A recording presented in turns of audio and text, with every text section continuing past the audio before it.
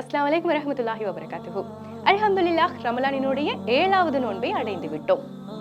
நம்மளால பாவம் செய்யாம இருக்க முடியுமா? அல்லாஹ்வின் தூதர் ஸல்லல்லாஹு அலைஹி வஸல்லம் அவங்க கூறுறாங்க, ஆதமினுடைய மக்கள் அனைவருமே பாவம் செய்யக்கூடியவர்கள் தான், யாருமே பாவம் செய்யாம இல்ல. ஆனா அதிலிருந்து மீண்டு விலகி வருபவர்கள் தான், பாவம் மன்னிப்பு தேடுபவர்கள் தான் சிறந்தவர்கள் அப்படின்னு சொல்றாங்க. அப்போ நம்ம எல்லாருமே பாவம் செய்யக்கூடியவர்கள் தான். நம்ம செய்யக்கூடிய பாவத்திலிருந்து நம்ம மீண்டு விலகி நம்ம வரணும். நம்ம செய்யக்கூடிய பாவத்திலிருந்து நம்ம எப்படி விலகி வருது? அதுக்கு சில நிபந்தனைகள் இருக்கு.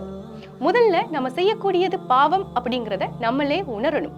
அதுக்காக நம்ம வருத்தப்படணும்.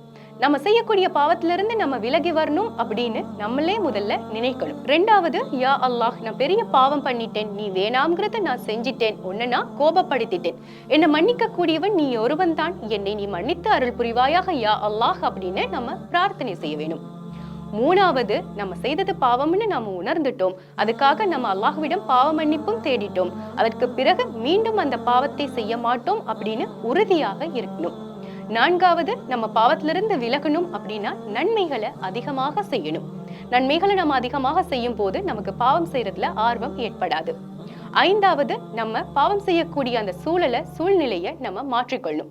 நன்மை செய்யக்கூடிய சூழலை நம்மளை சுத்தி நம்ம உருவாக்கிக்க வேணும். ஆறாவது, நம்ம இதை பரிசீலனை செய்து கொள்ள வேணும்.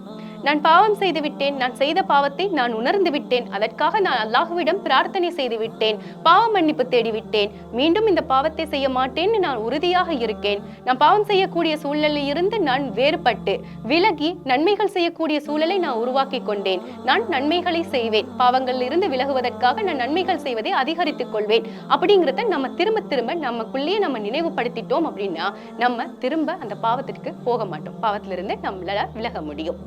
இந்த ரமலான் மாதம் புனிதமான மாதம், பாவங்களை மன்னிக்கக்கூடிய மாதம். இந்த மாதத்துல இந்த வழிமுறைகளை பயன்படுத்தி நம்ம பாவத்துல இருந்து மீளுவோம். அல்லாஹ் அதற்கு எனக்கும் உங்களுக்கும் அருள் புரிவானாக. ஆமீன்.